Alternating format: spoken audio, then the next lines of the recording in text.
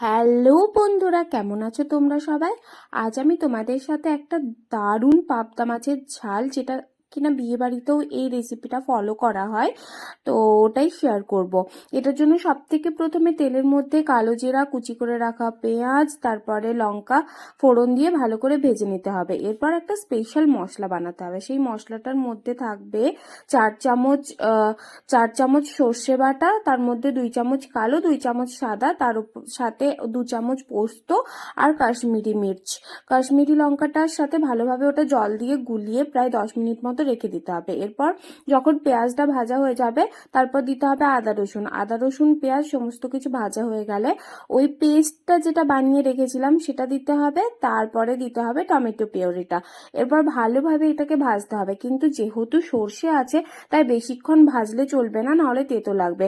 একটুখানি তেল ছেড়ে আসলেই আমরা জল দিয়ে দেব। তার উপরে দিয়ে দেব ভেজে রাখা পাবদা মাছগুলো, আর ওপরে ধনেপাতা দিলেই রেডি আমাদের পাবদা মাছের সর্ষে দিয়ে ঝাল। তোমরা কে কে পাবদা মাছ পছন্দ করো আমাকে কমেন্টে জানাও।